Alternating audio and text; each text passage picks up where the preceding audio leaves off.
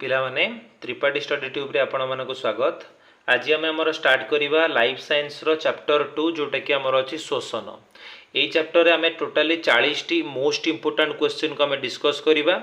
आउ ये 40 T question को तुम माने जदि भल भाव में कर नौच तेबे तुमर ये चैप्टर 80% तो तुम्हें कवर कर नहीं पार। सांगे सांगे जदि बुकटा को यापर पढ़ी नब और टेस्ट पेपर को देखो ताल तुम टोटाली कंप्लीट हो बुझे लगी।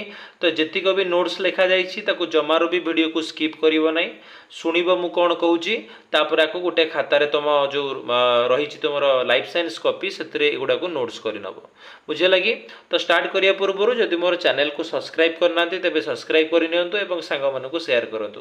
तो आम स्टार्ट करिवा आमर शोषण क्या कहुए प्रथम क्वेश्चन देछि कही कि जो प्रक्रिया द्वारा जीव माने ऑक्सीजन नियंती और कार्बन डाइऑक्साइड माने अंगारकाम्ल त्याग करती बाहर करती एवं शरीर में शक्ति उत्पन्न हुए ताहाकू शोषण कहुए। शोषण रे कौन हुए ना ऑक्सीजन ग्रहण करा जाए आउ आमर कार्बन डाइऑक्साइड बा अंगारकाम्ल को त्याग करा जाए आउ शरीर में शक्ति उत्पन्न हुए ताहाकू आमे शोषण कहि थाउ।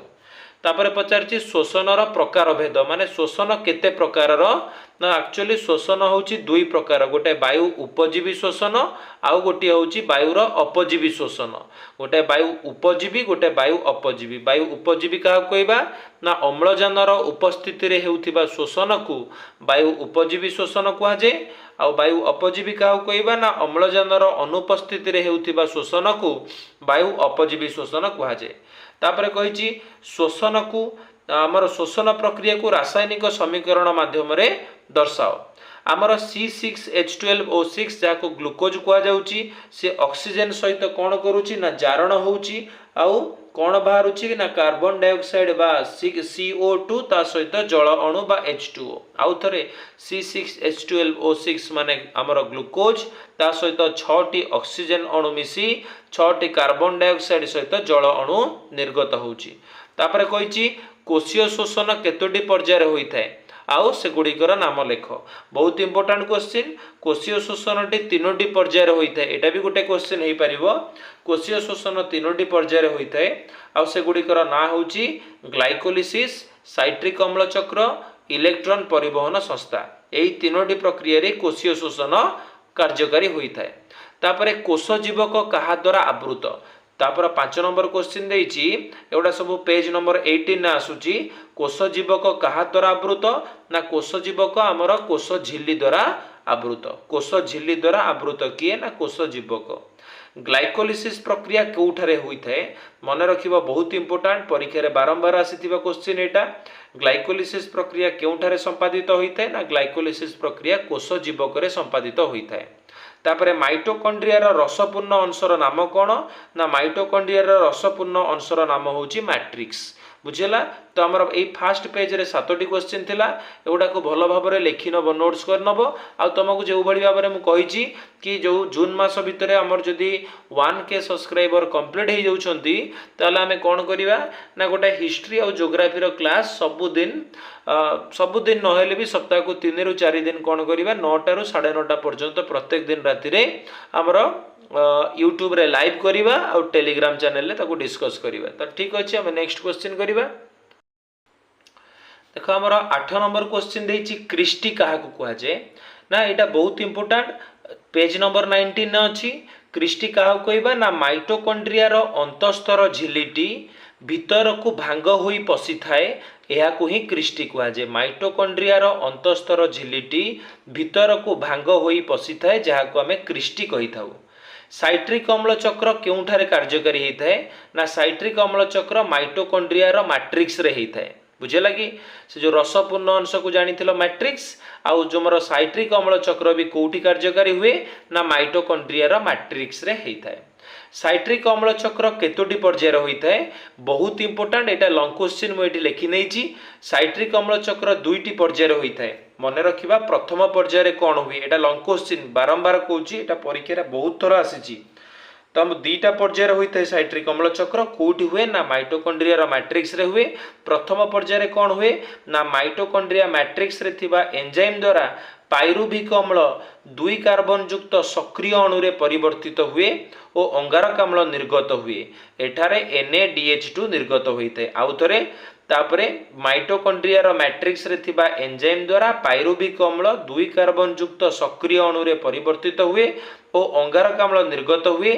एठारे NaDH2 निर्गत हुए। बुझे कि तापरे पर्याय 2 कौन हेते हुए से ना साइट्रिक अम्ल चक्र ग्राहक अणु 4 कार्बन युक्त OAA माने ऑक्जालो एसिटिक एसिड मन रखिबो OAA माने ऑक्जालो एसिटिक एसिड 2 कार्बन युक्त सक्रिय अणु को ग्रहण करी 6 कार्बन युक्त साइट्रिक अम्ल रे परिणत हुए। जदि पचारला लॉन्ग क्वेश्चन एतिकी तुमे लिखि दबो निश्चित भाव में तुमे एठी 3 मार्क क्वेश्चन पाई परिबो। तापरे OAA रो पूरा ना कौन ऑक्जालो एसिटिक एसिड। FADH2 तार पूरा ना कौन ना रिड्यूस्ड फ्लेविन आडेनाइन डाइन्यूक्लियोटाइड। बुझे लगी एवडा सब मन रखिबो। साइट्रिक अम्ल चक्र केउठी होता है केतोटी पर्यायर होते और ता विषय वर्णना करिवो। तापरे साइट्रिक अम्ल चक्र को किए आविष्कार करथिले केबे आविष्कार करथिले ना साइट्रिक अम्ल चक्र को सार हांस क्रेब्स आविष्कार करथिले आउ 1953 मसीह आविष्कार करथिले। किए सार हांस क्रेब्स कौन ना साइट्रिक अम्ल चक्र को 1953 रे। साइट्रिक अम्ल चक्र रो अन्य ना कौन ना क्रेब्स चक्र बोली कुहा जाय। जेहेतु सार हांस क्रेब्स बाहर करथिले तेणु तांकरी ना अनुसार साइट्रिक अम्ल चक्र रो ना होची क्रेब्स चक्र। बुझी परलो तो ए पेज रे हमर टोटली क्वेश्चन थिला 5टी ना ता माने 7 आउ 5 12 क्वेश्चन हे गला। एबे 13 नंबर करिवा। 13 नंबर क्वेश्चन ने देछि इलेक्ट्रॉन परिवहन संस्था केउठारे कार्यकारी होइथा है। इलेक्ट्रॉन परिवहन संस्था माइटोकॉन्ड्रिया रो अंतःझिल्ली रे होइथा है। मन रखिबो बहुत इंपोर्टेंट। इलेक्ट्रॉन परिवहन संस्था केउठारे कार्यकारी हुए ना माइटोकॉन्ड्रिया रो अंतःझिल्ली रे होइथा है। वायु उपजीवी और वायु अपजीवी शोषण रे केतोटी एटीपी अणु मिलता है ना वायु उपजीवी शोषण रे 38टा एटीपी अणु जात हुए आ वायु अपजीवी शोषण रे 2टी एटीपी अणु जात होता है। एटा इंपोर्टेंट क्वेश्चन कि वायु उपजीवी और अपजीवी भितर पार्थक्य दर्शाओ। वायु उपजीवी रे तुमे माने जानिछ अम्लजान आवश्यक होता है आउ एठारे वायु अपजीवी रे अम्लजान अनावश्यक। वायु उपजीवी रे 38टी एटीपी अणु जात हुए किंतु वायु अपजीवी रे 2टी मात्र एटीपी अणु जात हुए। वायु उपजीवी रे अधिक शक्ति उत्पन्न हुए वायु अपजीवी रे कम शक्ति उत्पन्न हुए। वायु उपजीवी रे अंगारक अम्ल आउ जल मुक्त हुए आउ वायु अपजीवी रे इथानॉल सुरासार लैक्टिक अम्ल उत्पन्न हुए। वायु उपजीवी रे ग्लूकोज रो संपूर्ण जारण हुए वायु अपजीवी रे ग्लूकोज रो असंपूर्ण जारण होइथाय। तो एतिक मन रखिबो अम्लजान दरकार एथिरे अम्लजान अनावश्यक। एथिरे 38टी एटीपी एथिरे 2टी एटीपी। एथिरे अधिक शक्ति मिले एथिरे कम शक्ति मिले। एथिरे अम्लजान जल मुक्त भाव मुक्त मिलिथाय। तापर एथिरे इथानॉल सुरासार लैक्टिक एसिड उत्पन्न हुए। एथिरे ग्लूकोज रो संपूर्ण जारण एथिरे असंपूर्ण जारण। स्टोमाटार काम लेख ना स्टोमाटा बाट देकी कौन हुए ना गैस विनिमय होता है। गैस कहले कौन ना कार्बन डाइऑक्साइड बा अंगारक अम्ल आउ अम्लजान विनिमय होता है उद्भिद रे स्टोमाटा बाट देकी। तापरे केउ मानक श्वासक्रिया संपादन पई विसरण प्रक्रिया काम करे ना जलचर प्राणी मानकर श्वासक्रिया पई विसरण प्रक्रिया कार्य करे। केउ मानकर कोनोसी श्वसन अंगिका न थाए ना छिद्राल आउ हाइड्रा मानकर कोनोसी श्वसन अंगिका न थाए। केउ माने चर्म द्वारा श्वासक्रिया करती ना जिया जोक आउ बेंग एमाने सब चर्म द्वारा श्वासक्रिया करिथांती। तापरे बेंग कहा द्वारा श्वासक्रिया करे ना मुख गह्वर द्वारा श्वासक्रिया करि पारे फुसफुस द्वारा करि पारे आ शीत सुप्ति समय रे से तार चर्म साहाय्य रे मध्य श्वासक्रिया करि पारे। तो एगुडा सब इंपोर्टेंट क्वेश्चन अछि भलो भाबरे आकु नोट्स करिवो। तो 20 नंबर जे कंप्लीट हैला। तापरे 21 देखिबा।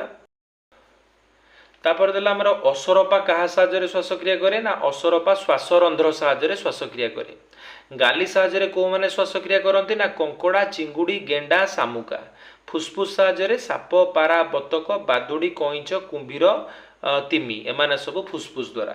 जैविक जारण क्या कहवा ना अम्लजान दहन में सहायक हुए आमे जानू दहन बेले तापशक्ति उत्पन्न हुए आ जीव शरीर में होउथिबा एभली दहन को जैविक जारण कहुए मन रहा अम्लजान दहन में सहायक आमे जानू दहन बेले तापशक्ति निर्गत हुए आ जीव शरीर में होउथिबा एभली दहन को जैविक जारण बोली कहि थाउ गोटे एटीपी अणु भांगी एडीपी आउ पीआई रे परिणत हेले केते शक्ति निर्गत हुए ना 30.5 किलो जूल बा 30.5 किलो जूल शक्ति निर्गत हुए केतबेले ना जेतबेले गोटे एटीपी अणु भांगी एडीपी आउ पीआई रे परिणत हुए मनुष्य शरीर रे श्वासतंत्र विभिन्न अंशर नाम लेख आम मनुष्य शरीर श्वासतंत्र विभिन्न अंश प्रथम रहा नासारंध्र तापरे नासाप्रथ तापरे ग्रसनी फुसफुस श्वासनली श्वासनलिका बुझेगा कि सॉरी श्वासनली श्वासनलिका परे फुसफुस आसी थाए आउ थे नासारंध्र नासापथ ग्रसनी श्वासनली श्वासनलिका तापरे फुसफुस एबे पढ़िबा नाकपुड़ा डैश द्वारा गठित ना आमर उपास्थि द्वारा गठित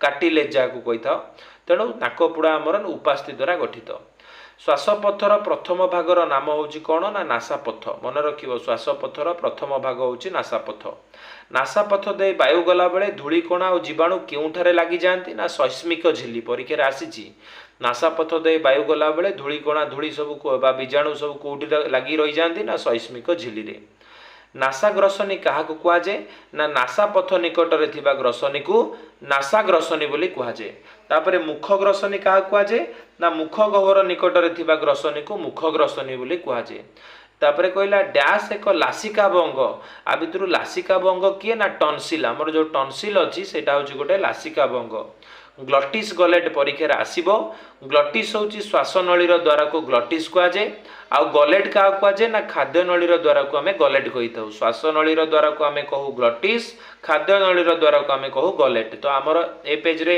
34 नंबर जे कंप्लीट है 35 नंबर क्वेश्चन बर्तमान देखा तापर 35 नंबर क्वेश्चन देला श्वासनलीर आरंभ रे डैश थाए ना श्वासनलीर आरंभ रे स्वर पेटिका थाए श्वासक्रिया केते पर्याय विशिष्ट ना आमर श्वासक्रिया होची 3 पर्याय विशिष्ट आउ कौन कौन ना संवातन गैस विनिमय आउटे रहा गैस रो परिवहन तापरे पचारा संवातन केतोटी पर्याय विशिष्ट ना आमर संवातन होची 2 पर्याय विशिष्ट गोटे होची प्रश्वास आउटा होची निश्वास बुझेला कि तापरे प्रश्वास क्या कहुए ना फुसफुस मध्य को वायुर प्रवेश को प्रश्वास कहुए निश्वास क्या कहुए ना फुसफुस मध्य वायुर प्रस्थान को निश्वास बोली कहुए फुसफुस अवस्थिति गठन फुसफुस यह बक्ष गह्वर मध्य अवस्थित यार आगपट स्टर्नम आउ पछपट मेरुदंड द्वारा आबद्ध रही है तो आमर टोटाली यही 40 क्वेश्चन थिला तो एति क्वेश्चन को भल भाव में लिखि ताकू प्रैक्टिस करिवो बुक को पढ़ी सारी टेस्ट पेपर टी को आमे करिनबा व्यस्त हबनी आमे परीक्षा दर्पण बहुत जल्दी आरंभ करिवा पई जाउची तो से गुडी वीडियो गुडी को जमार भी मिस करंतुनी भल भाव में रिवाइज करंतु परीक्षा दर्पण गुडी को मध्य आ परे आमे आलोचना करिनबा आउ थरे जदि वीडियो टी को प्रथम करी देखुछंती ताले लाइक करंतु शेयर करंतु सब्सक्राइब करंतु ट्राई करंतु जेमति सपोर्ट करिकी 1K जल्दी आपनकर कंप्लीट करबा पई जेते जल्दी कंप्लीट हो सेते जल्दी आमे हिस्ट्री और ज्योग्राफी रो क्लास आनिबा तो वीडियो टी को देखिथिबारु थैंक यू नेक्स्ट वीडियो को आपण मानकू माने इनविटेशन रहिला कि पुणी तरे जेमति कि नेक्स्ट वीडियो आसीबा पूर्व मु अलॉटमेंट करि देबी तुम मानकू आ से वीडियो टी को देखिबा पई भूलिबेनी थैंक यू।